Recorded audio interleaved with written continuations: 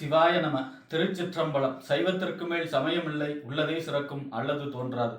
நான் உங்கள் அஷ்டோஜனதரை புலிமிசை கூத்தூர், பெரம்பலூர் மாவட்டம்.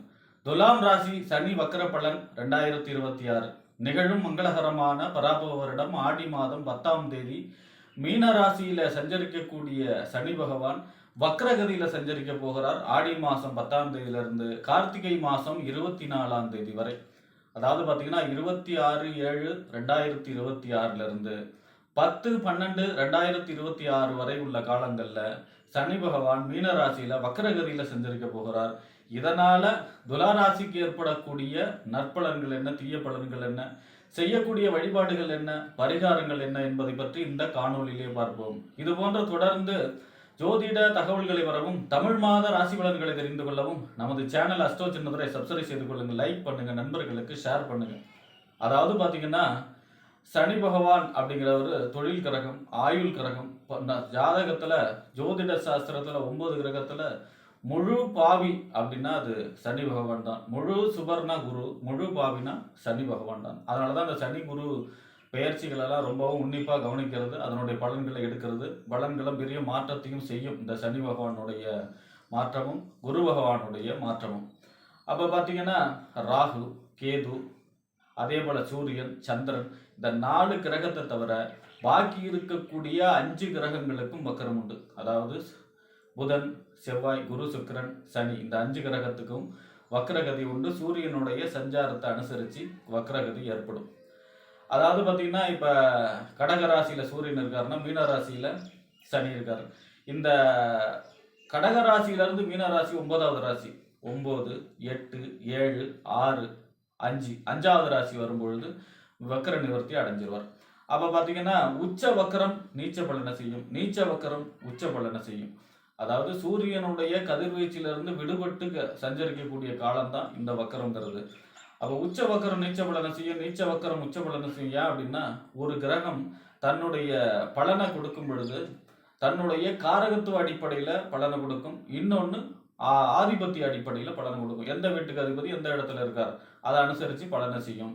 இன்னொன்று தன்னுடைய காரகத்துவம்னு இருக்கு. ஒரு கிரகத்துக்கும் சூரியன்னா தந்தை, அரசாங்கம், எஜமானார், சந்திரன்னா தாய், மனசு, இந்த மாதிரி ஒரு கிரகத்துக்கும் காரகத்துவம் இருக்கு. இந்த காரகத்துவம் அனுசரிச்சும் பலன்களை செய்யும். அப்போ அந்த வரிசையில் பார்த்தீங்கன்னா இந்த வக்கர காலங்களில் கிரகம் தன்னுடைய ஆதிபத்திய பலன்களை அதிகமாகவும் காரகத்துவ பலன்கள் குறைவாகவும் இருக்கும். அதனால தான் பாவகிரகம் வக்கரமான நன்மை பலன், ஏன்னா தன்னுடைய பாவத்தன்மை விலகும்.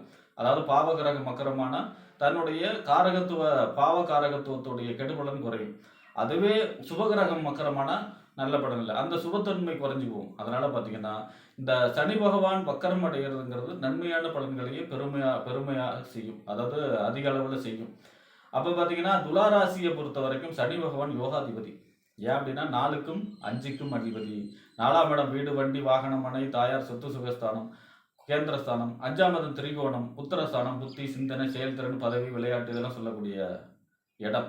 இந்த 4க்கு 5 கூடியவர் சனி, யோகாதிபதி சனி 6ஆம் இடத்துல சஞ்சரிக்கிறார். 6ஆம் இடத்துல பொதுவாக பாவகிரகம் எல்லாமே உபஜயஸ்தானம்னு சொல்லக்கூடிய 3, 6, 10, 11 சஞ்சரிச்சா நன்மையான பலன்களை செய்யும்.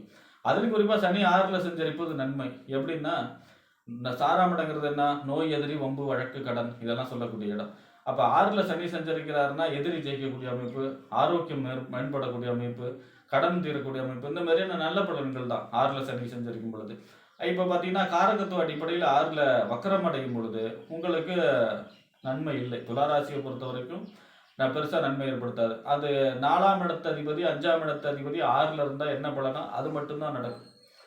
அப்போ பார்த்தீங்கன்னா 4ஆம் இடத்த அதிபதி 6ல் இருக்கிறது நன்மையா, தாயாருடைய ஆரோக்கியம் பாதிக்கப்படும், வீடு நல சம்பந்தமான பிரச்சனை, வாகனங்களில் பயணங்களில் கவனமாக இருக்கணும், வாகனங்களில் பழுது ஏற்படக்கூடிய அமைப்பு, சுக வாழ்க்கை பாதிக்கக்கூடிய அமைப்பு. 5ஆம் இடத்த அதிபதி 6ல் இருக்குன்னா குழந்தைகளுக்கு மருத்துவ செலவு, குழந்தைகளுக்கு விஷயத்தில் கவனமாக இருக்கணும், வீட்டில் வயதானவர்களுக்கு மருத்துவ செலவு ஏற்படக்கூடிய அமைப்பு, பூர்வீக சொத்து பிரச்சனை, இந்த மாதிரியான பிரச்சனைகள் எல்லாம் செய்யும். அப்போ 6ஆம் இடத்துல சனி செஞ்சிருக்கிறான். ஆனால் வக்ரகதியில் இல்லாமல் நேர்கதியில் செஞ்சிருச்சாருன்னா நோய், எதிரி, வம்பு, வழக்கு, கடனை ஜெயிக்கக்கூடிய அமைப்பு. பொதுவாக வக்ரம் துளாராசியை பொறுத்த வரைக்கும் பெருசாக யோகமோ நன்மையோ இல்லை. 4ஆம் அதிபதி 5ஆம் அதிபதி 6ல் இருந்தாலும் என்ன பலனோ அதுதான் நடக்கும்.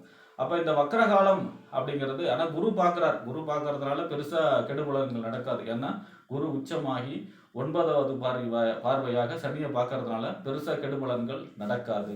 அப்ப இந்த வக்ர காலங்கள்ல தேய்பிறை அஷ்டமி மாசத்துல ஒரு நாள், ஒரு பௌர்ணமி முடிஞ்சு 8வது நாள் தேய்பிறை அஷ்டமியில் கால பைரவருக்கு நல்லெண்ணெய் தீபம் ஏற்றுறதும், அதே மாதிரி பார்த்தீங்கன்னா சனிக்கிழமை இல்லைன்னா சனிக்கிழமை தோறும் சிவன் கோயிலில் நல்லெண்ணெய் விளக்கு போட்டு வழிபாடு செய்கிறதும், அதே போல் இல்லைன்னா பார்த்தீங்கன்னா பிரதோஷ காலத்தில் தயிர் சாதம் எள்ளு சாதம் தானம் கொடுக்கறதும் இந்த பாதிப்புல இருந்தெல்லாம் விடுபடலாம். இந்த 4ஆம் அதிபதி 5ஆம் அதிபதி சனி 6ல் இருக்கிறார் அப்படிங்கிறதுடைய பாதிப்பு குறையும்.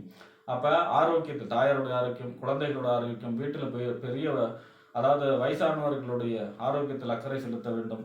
அதே நேரத்தில் பார்த்தீங்கன்னா நில இட சம்பந்தமான பிரச்சனைகளை கவனம் செலுத்த வேண்டும். அதே மாதிரி உங்கள் நிலம் பட்டா சிட்டெல்லாம் உங்கள் பேர்லாம் இருக்கா இல்லையான்னு அப்பப்போ செக் பண்ணிக்கணும். அதே போல் பார்த்தீங்கன்னா வண்டிகள் வாகனம் பயணங்களில் கவனமாக இருக்க வேண்டும். ஏன்னா வாகன ஸ்தானம் இல்லையா, வாகன ஸ்தானாதிபதி 6ல் மறைகிறாருன்னா வாகனம் சம்பந்தமான பழுதுகள் ஏற்படக்கூடிய அமைப்பெல்லாம் இருக்கிறது. ஆக இந்த வக்ரகாலங்கிறது பரிகாரம் வழிபாடு, துளாராசியை பொறுத்த வரைக்கும் பரிகாரம் வழிபாடு செய்யக்கூடிய காலமாகத்தான் இருக்கும். இந்த ஆனாலும் பெருசாக தீமை செய்யாது. ஏன் அப்படின்னா சனியை குரு பார்க்கிறார் 9வது பார்வையாக அப்படிங்கிற அதனால மட்டும் பெருசா தீமை ஏற்படுத்தாது. சனி என்ன சுபத்துவன்மை அடைஞ்சிருவார். சுபத்துவன்மை அடைஞ்சாலே கெடுபலனங்கள் நடக்காது அப்படிங்கிற நன்மையான பலன்களாக ஏற்படும். ஆகவே சிவபெருமான் வழிபாடு அல்லது ஆஞ்சநேயர் வழிபாடு, விநாயகர் வழிபாடு, இதில் ஏதாவது ஒரு வழிபாடு செய்வது துளாராசியை பொறுத்த வரைக்கும் சனி வக்கர காலங்களில் மேன்மையான நல்ல பலன்கள் நடக்கக்கூடிய அமைப்பைத்தான் சொல்லும் என்று கூறி விடைபெறுகிறேன். நன்றி, வணக்கம்.